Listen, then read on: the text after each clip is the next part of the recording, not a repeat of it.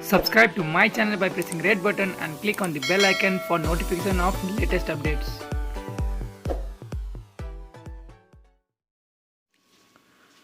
Radio नेपालले जनता समाजवादीका नेता doctor Baburam भट्टराईसँग सोमबार लिएको अन्तर्वार्ता अनलाइनबाट हटाएको छ।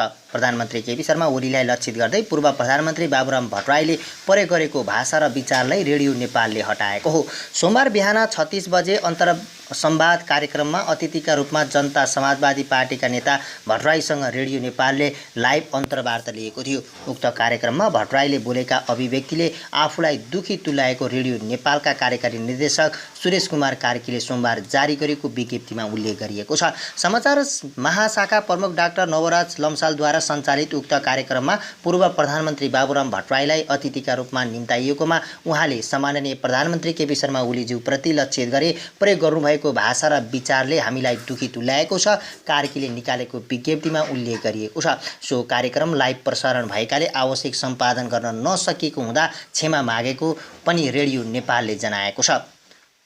विज्ञप्तिमा भनिएको छ, रेडियो नेपालबाट दैनिक प्रसारण हुने कार्यक्रम अन्तर्संवाद अन्तर्गत आज मिति 2077 साल 1 महिना 15 गते बिहान 36 बजे समाचार महाशाखा प्रमुख डाक्टर नवराज लम्सालद्वारा सञ्चालित उक्त कार्यक्रममा पूर्व प्रधानमन्त्री डाक्टर बाबुराम भट्टराईलाई अतिथिका रूपमा निम्ताइएकोमा उहाँले सम्माननीय प्रधानमन्त्री केपी शर्मा ओलीज्यूप्रति लक्षित गरी प्रयोग गर्नुभएको भाषा र विचारले हामीलाई दुखी तुल्याएको छ।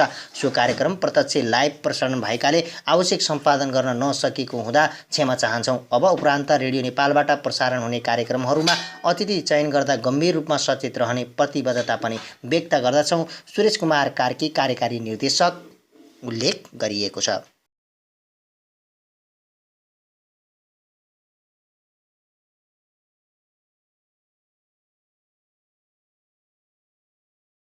Subscribe to my channel by pressing red button and click on the bell icon for notification of latest updates.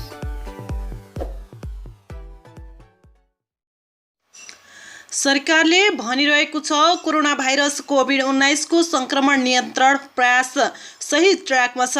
हुन पनि इटाली, स्पेन, अमेरिका जस्ता हेल्थ सिस्टम राम्रो भएका देशहरूमा हजारौंको संख्यामा मानिसहरूले ज्यान गुमाउँदा पनि नेपालमा स्थिति फरक छ। कोरोना संक्रमितको संख्या 52 पुगेको छ, तर संक्रमणको फैलावट निकै कम छ र मानवीय क्षति छैन। त्यसैले अब लकडाउन खुकुलो बनाउँदै लैजानुपर्छ भन्ने बहस सुरु भएको छ।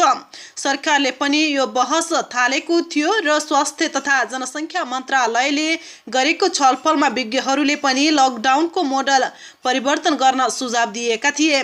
तर आइतबार मन्त्री परिषदले 10 दिन अर्थात् वैशाख 25 सम्म लकडाउन लम्बाउने निर्णय गर्यो। यसले स्वाभाविक रूपमा प्रश्न जन्माएको छ, फेरि कोरोना संक्रमणको खतरा बढेको हो वा तयारी नपुगेकाले लकडाउन थपिएको हो? स्वास्थ्य मन्त्रालयका विज्ञ सल्लाहकार डाक्टर खेम कार्की अहिले नेपालमा करिब नियन्त्रणमा रहेको बताउँछन्।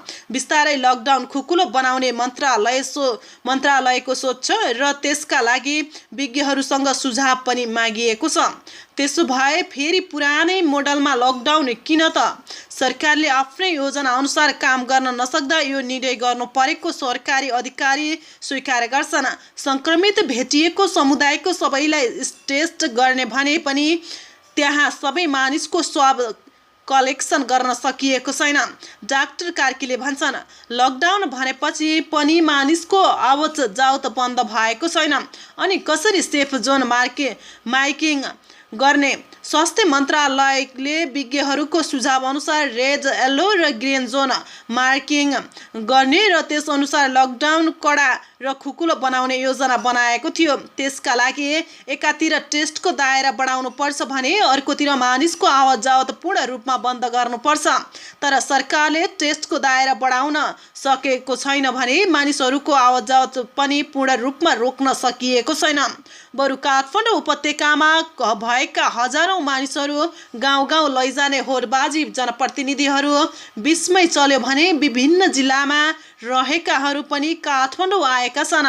यस्तो अवस्थामा लकडाउन खोल्दा संक्रमण ह्वात्तै बढ्ने खतरा हुने डाक्टर कार्कीले बताउँछन्। के हो त अहिलेको रणनीति भन्ने प्रश्नमा स्वास्थ्य मन्त्रालयको अधिकांश विज्ञहरू अहिलेको रणनीति ट्रेस र टेस्ट नै भएको बताउँछन्। कोरोना भाइरसको सङ्क्रमित भेटिएको क्षेत्रलाई नै सिल गरेर सबैको जाँच गर्नु बाहेकको अन्य रणनीति नभएको उनीहरूको कथन छ। नयाँ रणनीति किन नबनाइएको त भन्ने प्रश्नमा डाक्टर कार्की केही केसको उदाहरण दिन्छन्। सरकारले 2 साता अघिसम्म सुदूरपश्चिमलाई हटस्पट मानेको थियो, त्यही अनुरूप तयारी पनि गरेको थियो। टेस्ट र कन्ट्र्याक्ट ट्रेसिङको काम थालेको थियो। त्यही बेला वीरगन्जमा रहेका 3 जना भारतीय जमातीमा कोरोना सङ्क्रमण देखियो। लगत्तै सरकारको ध्यान वीरगन्जतिर मोडियो। त्यहाँ कन्ट्र्याक्ट ट्रेसिङको काम गर्दा गर्दै उदयपुरको भुल्केमा रहेको नुरी मस्जिदमा बसेका 1 नेपाली र 11 भारतीय गरी 12 जना जमातीलाई कोरोना सङ्क्रमण देखियो। सोही दिन चितवनमा पनि 2 जनामा सङ्क्रमण पुष्टि भयो। सङ्क्रमणको सिलसिलामा त्यतिमै रोकिएन, थुल्केमा थप सङ्क्रमित भेटिएका छन्। सरकारको ध्यान उदयपुरतिर गयो। कन्ट्र्याक्ट ट्रेसिङ गर्ने टोली बाहेक उदयपुरमा अनुगमन गर्ने 4 जनाको विज्ञ टोली पठाइयो। विज्ञ टोलीले प्रारम्भिक अनुसन्धानबाट सङ्क्रमणको स्रोत जमातीहरू नभएर लकडाउन घोषणा हुनुभन्दा अगाडि नै भारत र स्रोत तेस्रो मुलुकबाट आएका युवक जसमा पनि कोरोना सङ्क्रमणको पुष्टि भयो हुन सक्ने आशंका गर्यो, तर उनीहरूबाटै सङ्क्रमण सरेको भन्ने आधार भेटिएको छैन। मन्त्रालयका विज्ञ सल्लाहकार डाक्टर कार्की भन्छन्, उदयपुरमा सङ्क्रमित भएकाहरूमध्ये को अगाडि निको हुन्छन् त्यसबाट सङ्क्रमितको स्रोत पत्ता लगाउन सहयोग मिल्न सक्छ कि भन्ने कुरा अगाडि आएको छ। त्यही बेला भोजपुरका 1 युवामा सङ्क्रमण देखियो। झापामा पनि सङ्क्रमित भेटिए। विदेशबाट आएका छोराले बुबालाई सारेको भनेपछि अरू ठाउँमा पनि सङ्क्रमण सर्ने खतरा बढ्यो। झापामा अर्का व्यक्तिमा पनि सङ्क्रमण पुष्टि भएको छ। यही कारण सरकारले लकडाउनको मोडलमा कुनै परिवर्तन नगरेको डाक्टर कार्कीको तर्क छ। भन्छन्, अहिले जे भइरहेको छ त्यो प्रत्याशित छ, त्यसैले कुनै निश्चित रणनीति बनाएर त्यसअनुसार चल्नुभन्दा एक्टिभ केस पछ्याइरहेका हुन्छौँ। अर्को ठाउँ हस्पिटल बन्न सक्छ, उनले उल्लेख गरेका छन्। लकडाउन गरेको 1.5 महिना भए पनि भारतबाट लुकेर नेपाल आउने क्रम